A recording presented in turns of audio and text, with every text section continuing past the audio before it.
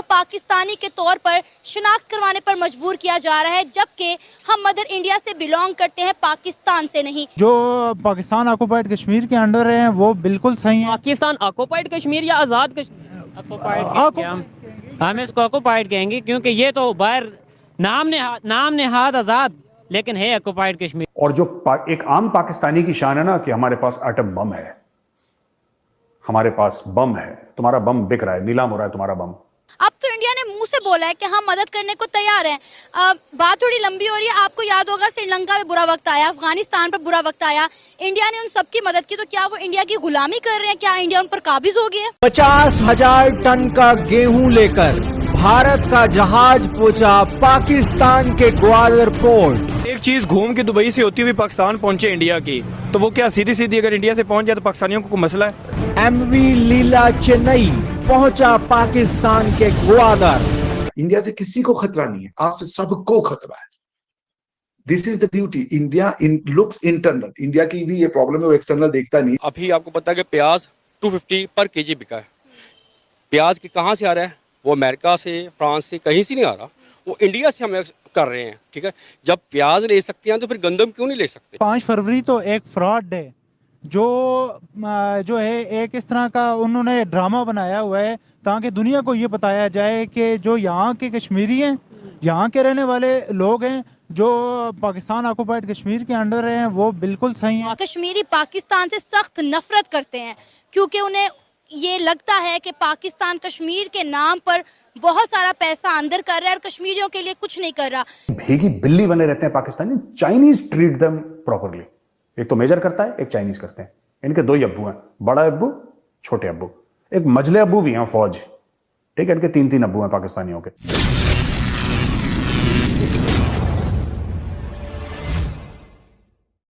नमस्ते दोस्तों, जय हिंद। न्यूज विथ रौनक में आपका स्वागत है। दोस्तों इस बारे में किसी को शक नहीं है कि पाकिस्तान के अंदर क्राइसिस पर क्राइसिस चल रहा है, पर उनके देशों में आटे की किल्लत होने लगी है।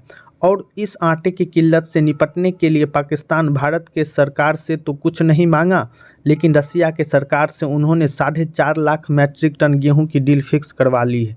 लेकिन दोस्तों आश्चर्य यह है कि भारत से जितना दूर पाकिस्तान जाता है उतना ही करीब वापस आ जाता है। 4.5 लाख मैट्रिक टन गेहूं मंगवाने के लिए पाकिस्तान को जो शिप को टेंडर देना शुरू किया तो पता चला कि शिप की कंपनी एक भारतीय मूल अनिल शर्मा की कंपनी है। ये कंपनी का नाम ग्लोबल मैट्रिक सिस्टम। दोस्तों इस कंपनी ने पाकिस्तान के लिए 50,000 टन मैट्रिक गेहूं रसिया से पाकिस्तान के ग्वादा तक पहुंचा दिया है। तो चलिए दोस्तों इसी पर आगे पाकिस्तान का मीडिया के रिएक्शन देखते हैं। मेरे चैनल पर जो नए हो कृपया मेरे चैनल को सब्सक्राइब करें, लाइक करें। Thank you so much. Pakistan के जो वज़ीर आज़म साहब हैं शहबाज शरीफ साहब, वो शुक्र है कि शायद आहिस्ता आहिस्ता हमारे लीडरशिप को जो है वो इस चीज़ का ख्याल आ रहा है कि वो सच बोलें। और अभी वो कतर गए हुए थे, तो पाकिस्तान की लीडरशिप तो अमूमन हमारे हालात अब इस तरह के तो नहीं रहे कि जैसे इंडिया में G20 की लीडरशिप आ रही है, फाइनेंस मिनिस्टर्स आ रहे हैं। अब ये 2 दिन की कॉन्फ्रेंस हो रही थी, United Nations conference on least developed countries. ठीक है जी। सो हम वहाँ पहुँच गए हैं और हमने, हमारे वज़ीर आज़म साहब ने कहा है कि हमने वो कतर के अमीर जो थे उन्होंने, वो कतर में हो रही थी क्योंकि, तो लिहाजा वहाँ पे जनाब प्राइम मिनिस्टर साहब गए हैं और उन्होंने कहा है कि और माने हैं और कि जी पाकिस्तान एक लीस्ट डेवलप कंट्री है। घर में हमें आगे कुछ और बताते हैं, बाहर जाते हैं तो कुछ और बताते हैं। और वहाँ जाके अब लीस्ट डेवलप कंट्रीज़ को क्या बताएंगे जी? क्लाइमेट बड़ा हमारा इफेक्ट हुआ है जी, हमारा जो post pandemic geo strategic disruption है फूड एंड एनर्जी सप्लाई में। अब ये देखें ना जी, geo strategic disruption in food and energy supply chains. ओ भाई, हमारी जो फूड है, हम एग्रेरियन मुल्क हैं, हमारी फूड बाहर से आती क्यों है? हमारे गंदम, चावल, चीनी, ये चीज़ें पाकिस्तान में क्यों पैदा नहीं होती? मैं आपको मज़े की बात बताऊँ, someone told me, I will not name it, कहते हैं जिसकी बात हो, कई दफ़ा चैटम हाउस रूल्स होते हैं कि भी अगर बात ही वो बाहर नहीं करनी। मुझे बताया गया कि पाकिस्तान की जो कॉटन है, पाकिस्तान अमेरिका से कॉटन इंपोर्ट करके वापस अमेरिका में शर्टें बेचता है एतलात में, और फिर कह रहे हैं जी geo strategic disruption in food and energy supply, ये वो।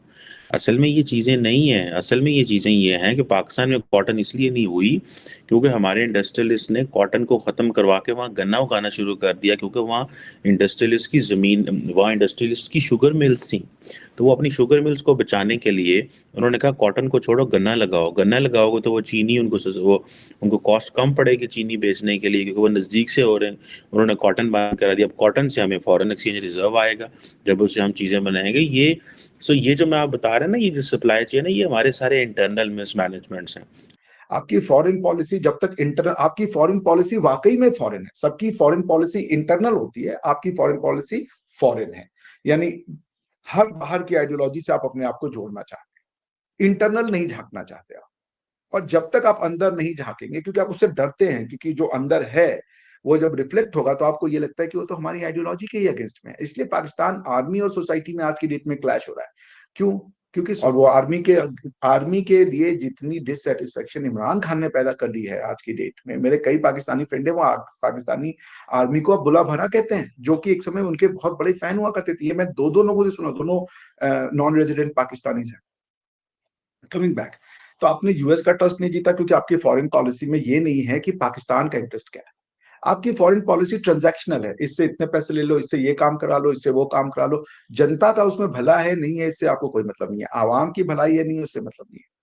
तो आप पे कोई ट्रस्ट करने ना, तो आवाम अपनी सरकार पे, आप आवाम का ये हालत है कि आप डेमोक्रेसी चाहते हैं, लेकिन आवाम गवर्नमेंट को या हुकूमत को चोर समझती है। ये एक अपने ये फैला दिया है कि हुकूमत का मतलब चोर, डेमोक्रेसी का मतलब चोर। अच्छा, पहले ये था कि डेमोक्रेसी नहीं आ रही तो भाई आर्मी को ले आओ, अब आर्मी भी चोर। अब आर्मी चोर, हुकूमत चोर, तो ये सिस्टम बनेगा क्या? ये तो फिर भैया भगवान ही मालिक है, ये तो कुछ कहा ही नहीं जा सकता। ये जो बैन लगा है, इसका ये मतलब है कि अमेरिका ये समझता है कि यदि आपका न्यूक्लियर प्रोग्राम तगड़ा होगा तो ये अमेरिका की सिक्योरिटी के लिए थ्रेट है। ये आप सोच लीजिए, आपका वो एलाई रहा है। हिंदुस्तान अग्नि मिसाइल की ट्रांसफर वो टेस्ट करता है, बाकी बैलिस्टिक मिसाइल की टेस्ट करता है, उनको बैन नहीं कर रहे। अभी उन्होंने वो 5000 7000 वाला आईसीबीएम इंटरकॉन्टिनेंटल बैलिस्टिक मिसाइल भी टेस्ट किया था, कभी उसको बैन नहीं किया। एक से एक मिसाइल टेस्ट पे टेस्ट किया जा रहा है इंडिया। आप बढ़िया न्यूज में आता है और वो बड़े आराम से डाइजेस्ट कर लेते हैं। ना रशिया को डर है, ना अमेरिका को डर। इन सबको पता है कि इनके मिसाइल से हमको डर नहीं है। मगर आप अभी एक मिसाइल छोड़ देंगे तो सारी कंट्रीज के हाथ पांव फूल जाएंगे कि भैया ये मिसाइल किसके ऊपर गिर जाएगा कब। क्योंकि कौन कब कहाँ किस मानसिकता का आदमी के हाथ में ये बटन पड़ेगा, इसकी कोई वो नहीं। क्योंकि पाकिस्तान की सोसाइटी में इतने सारी आइडियोलॉजीज और घूम रही हैं। पाकिस्तान का मतलब क्या, ये बताने के लिए हर चौथा आदमी मूंछ तान के खड़ा हुआ है। कोई ये नहीं कह रहा कि पाकिस्तान का मतलब कुछ नहीं। पाकिस्तान का मतलब जनता, पाकिस्तान का मतलब आवाम, पाकिस्तान का मतलब हमारी हजारों साल की सभ्यता, और पाकिस्तान का मतलब हमारी रोज की जो डेली समस्याएं हैं वो। बाकी सब बता रहा है पाकिस्तान ये बना, हमने जान छुड़ा ली, हमने ये कर लिया, हमने वो कर लिया, हम भूटान नहीं है, हम अमेरिका। कौन कह रहा है भूटान और श्रीलंका है भैया? किसी ने नहीं कहा। पर अपने से ही अब कह रहे हैं हम भूटान नहीं है, और भूटान से ज्यादा खराब हालत में है, कह रहे हैं हम भूटान नहीं। द ओनली थिंग रिबाहा you need to do is to please look internally. जब आपको ये पता होगा आप कौन है, जैसे आप जब सौदा लेने जाती है ना मार्केट में, अगर आपको पता ही नहीं कि आपको खरीदना क्या है या आपके घर की जरूरत क्या है, तो आपको तो जो जो बेचेगा आप उसको ले लेंगे, क्योंकि आपको फिर ये कि उसको खुश करना है।